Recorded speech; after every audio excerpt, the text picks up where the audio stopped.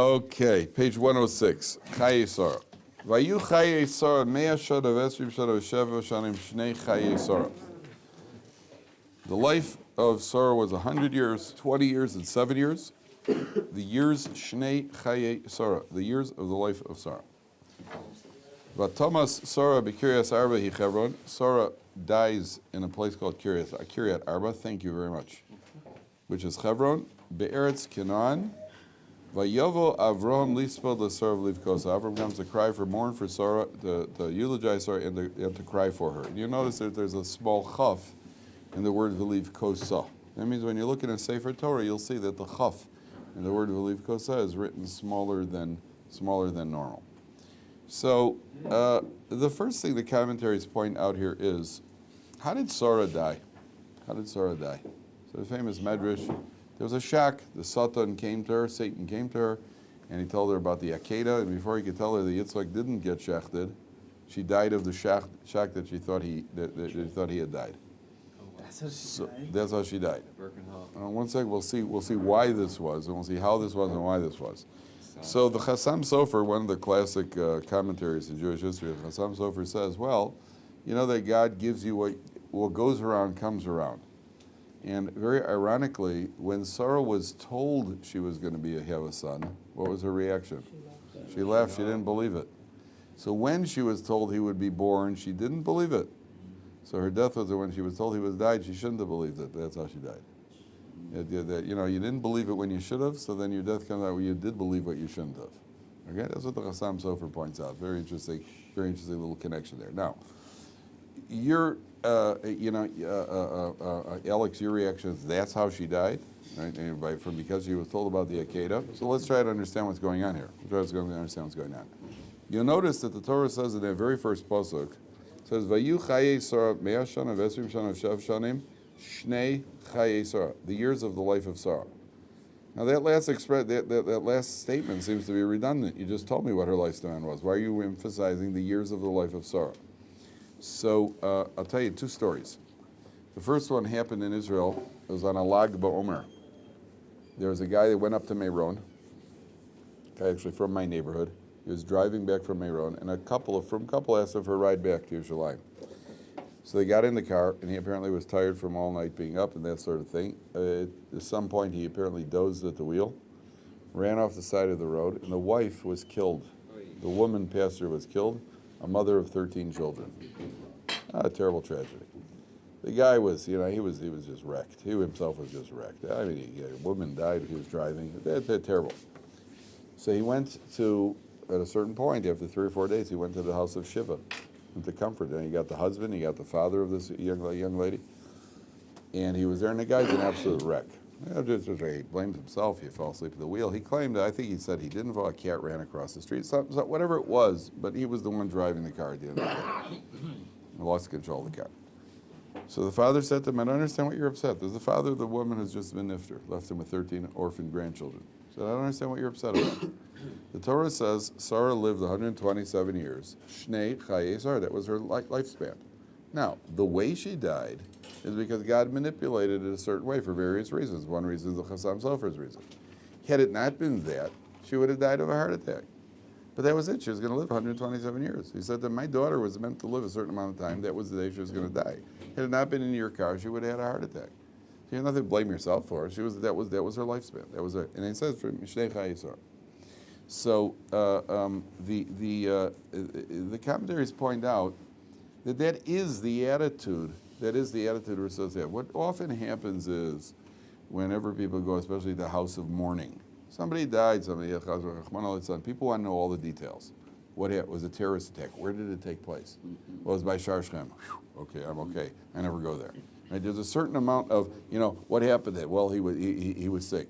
Was he overweight? And that's what you want to hear. He was overweight. Well, that can't happen to me because I'm not overweight. Or did he smoke? Did he this? What did he do? I'm okay. Then when you hear, no, there's a perfectly healthy young person who just dropped dead in the middle of life. Oh, well, it's okay. I'm not young. One way or another, we try to find some way how that has nothing to do with me. One way or another, how that has nothing. That's the human nature. We try to protect ourselves. So Rabbi Victor Miller never asked details. He never asked details. What's the difference? He died. How did he die? Malach HaMaves, the angel of death got him. So that's all you need to know. What are the details matter? Rabbi Victor Miller's grandson died in a car accident. And when they came and told him his grandson died, he never asked how. What's the difference? What's the difference? What is it? What, you want to make conversation? That's the sort of thing. We have a policy in our home. We have a policy. Nobody comes in. Nobody brings bad news. Something tragic. You're going to find out. You find out from them. Don't find out from me. It's not something that some people enjoy being the bearer. Oh, did you hear the news? Right? In our home, we have a policy. We try not to talk about people at all. I don't say we always succeed. But in general, don't be the bearer of bad tidings unless somebody needs to know, because if it's something, a levaya that I need to go to, so somebody has to tell me. Other than that, for just to make conversation, talk about something else. Talk about that. Don't make conversation about that. The Torah attitude is that was the time. The time had come. I'll tell you another story. There was a guy back in the 20s who used to go. He was a Jew who lived in Israel, and he used to go recruiting in America. He would fundraise, and when he fundraised, he would recruit Bachrim to come to the Hebron Yeshiva in Eretz Yisrael. So he went to Chicago. He happened to be in Chicago back in the 20s. A certain family in Chicago, and he recruited. Man had a 17 or 16-year-old son, and he said, maybe send your son to Israel, to Yeshiva in Hebron. And I said, okay, send his son from Chicago. He sent him to the Hebron Yeshiva. He was in the Hebron Yeshiva for a couple of years, and in 1929 there was the Hebron massacre. And I think over 50 Bachrim were killed. The Arabs in Hebron, they were riled up. They killed over 50. So this boy who had been from Chicago happened to be one of the victims. He was killed in the Hebron massacre. So the man who did the recruiting, he took Chicago off his recruiting list because he couldn't face the father. He knew that the father would blame him. If not for you, my son wouldn't have gone to Hebron Yeshiva. So he took Chicago off his recruiting list, and he went to other places. So at one point he was in New York. Now the father, this boy from Chicago, was a businessman, and he happened to be in New York on business. So this guy went to a shul to give his pitch, for money and for send boys to Yeshiva in Eretz Yisrael. And this man happened to be there. So after he finishes his speech, he starts leaving the shul. This man comes over and says, Shalom Aleichem. He says, oh, Mr. Wexler, how are you? His name was Wexler. He said, how are you? He says, good. I haven't seen you a couple of years in Chicago. Why haven't you come to Chicago anymore? He says, well, frankly, I'll tell you the truth. I couldn't face you. I know you blame me for your son's death, and I honestly couldn't face you. He says, Chas v'shalom. I don't blame you for my son's death. Chas v'shalom. He says, my son was meant to go at 18 years old. Now, he could have stayed in Chicago, and he would have been a very ordinary Jew. I had the merit, because of you, to send him to Yeshiva in Eretz Yisrael. He became a budding Talmud Chacham. You have a boy who learned Torah, and he died as a boy who learned Torah. I have tremendous gratitude to you. 18 years old, that was it. That was the life allotment anyway. That's what the real Torah attitude should be. The real Torah attitude should be, now, unless a person does something absolutely silly, absolutely stupid, a person can't say, well, I have a life allotment, so I could go jump. I want to practice wings and jump off of a roof now, and let's see how it works. Then blame God when it doesn't go the way he wants it to. Well, that was the life allotment. No, that you can't do. On the other hand, the attitude towards life and death, that's a Kodesh Baruch Hu. That's a Kodesh Baruch Hu decision. Now, let's get to Alex's question. Why does Sarah have to die as a result of the Ikeda? Very powerful idea. And you see, the idea is like this: when Avram Avinu has passed the 10th and final test, and the Medrash says that on his way to the Ikeda, the Satan himself tried to stop him. Old man, the world's going to say you're out of your mind. There was one Medrash that said he turned himself into a river, into a little pond, so that they had to cross this pond, and he came up to Yitzchak's neck, and they still swam through, and he even went to Yitzchak, and he said, you're a young man, your whole life's ahead of you, what are you letting this, you're letting this man going to go slaughter you? He tried everything he can to stop Avram Avinu. And Avram Avinu goes and he fulfills the Ikeda, and this is our greatest merit on Rosh Hashanah. We constantly talk about the Ikeda in order to defeat the Satan who's trying to prosecute the Jewish people. So there's only one last chance that the Satan has in order to take away that merit from Avram Avinu post facto, which is what, Yeshua? What could he do to take away the merit of the Ikeda? Make him regret it. What's that? Make him regret it. Very good. There's only one way to lose your merit for a mitzvah. If I do a mitzvah, let's say I do a big mitzvah, And the next day, guy does a mitzvah. The next day he eats pork. He doesn't lose the merit for his mitzvah. You're going to get rewarded for the mitzvah. You're going to get punched for eating pork. It's not like one cancels out the other. It doesn't like go, well, today I'll do an Avera because tomorrow I plan on doing a mitzvah. You do a mitzvah, that's great. You're doing a mitzvah, you're going to get it for the Avera also. There's only one way to lose your merit for a mitzvah. You know what it is? To regret it. You do a mitzvah, and say, I did the mitzvah. So Dave and I both had an opportunity to help a little old lady.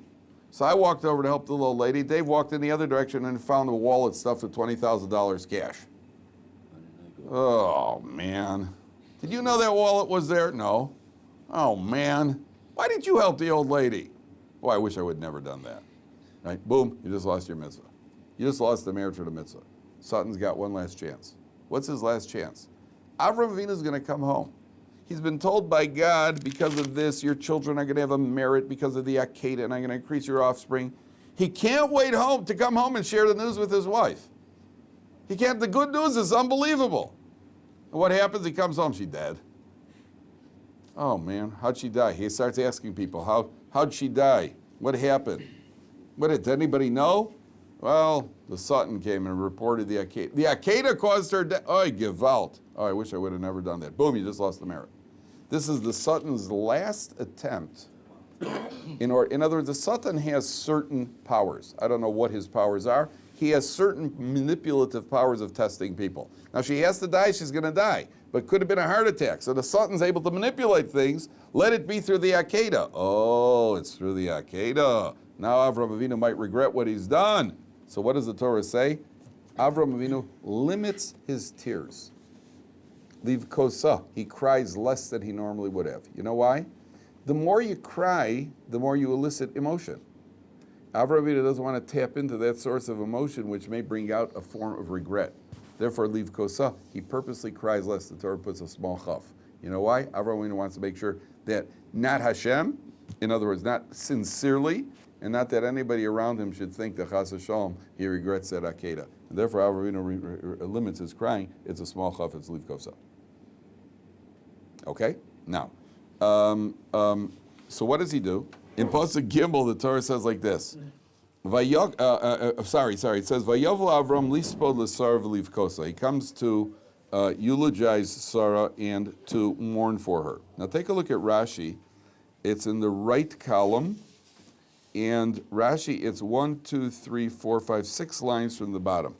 Vayovel Avram, 6 lines from the top, sorry. Right column of Rashi, 6 lines from the top. It says, Vayovel Avraham mi Be'er Sheva. He comes from Beersheba to eulogize Sarah. Okay? Now, so there's a whole discussion. Where did he come from? What was he doing in Beersheba? She was in Hebron.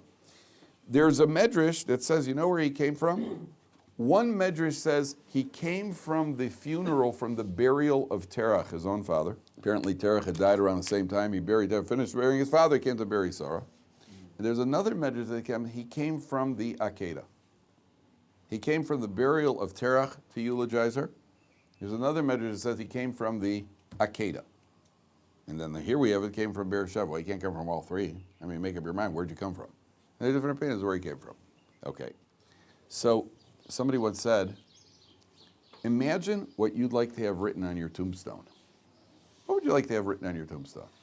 Person has to think, what would you like to hear said about you? I had a friend whose father was a real card. I mean, he was the little bald guy in shul sitting in that back, made all the jokes during, with all the young guys. There's always one in every shul, right? And his name is either Al or Norm. I know there's one guy like that. Is it with all the kids? He's usually rich, and he tells stories about how he made his money. He's got everybody laughing. Okay, so we had a guy like that in our shul too.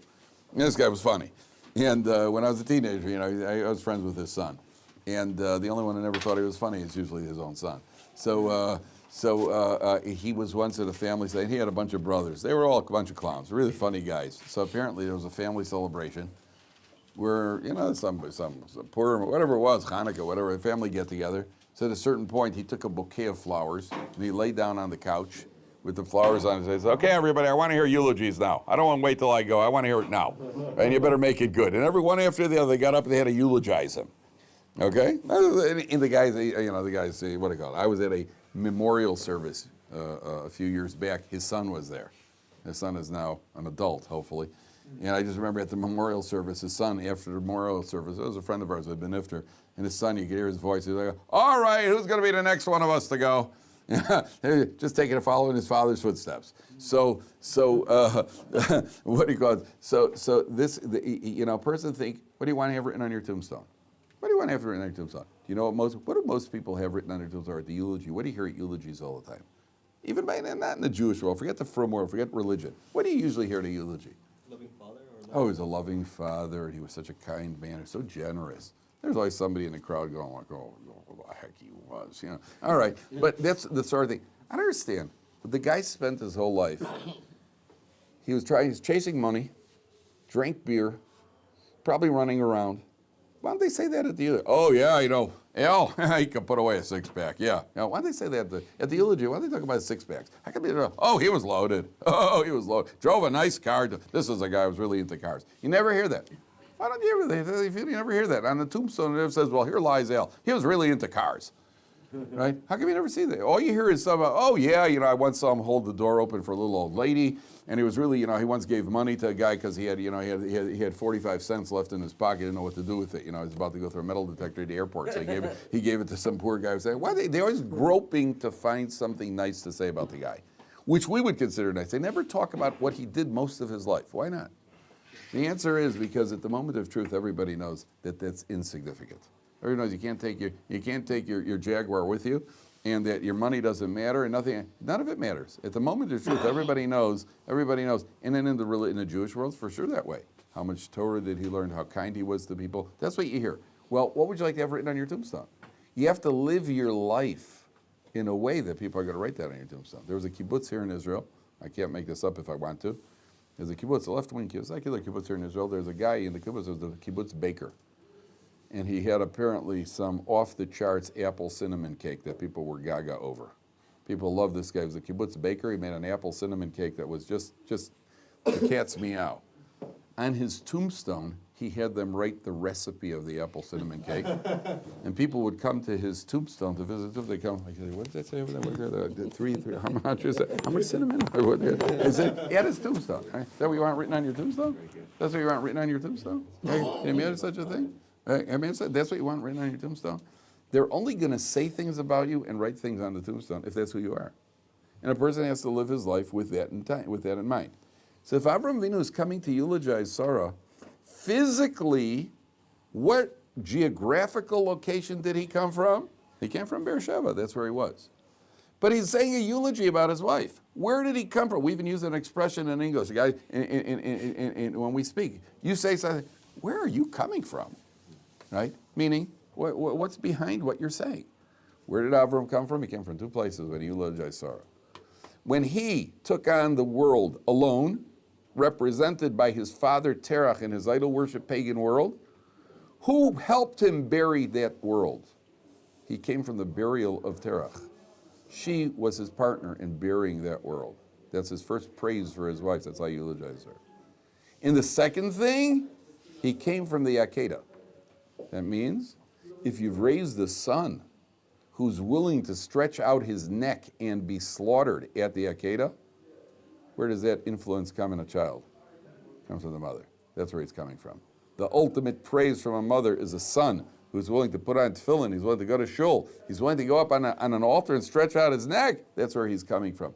Where did he come from physically? Geographically, came from Beersheba, like Rashi says. Where did he come from in singing the praises of his wife? Oh, he came from doing away, burying the world of Terach, and he came from the Ikeda. That's what the Mepharshim say.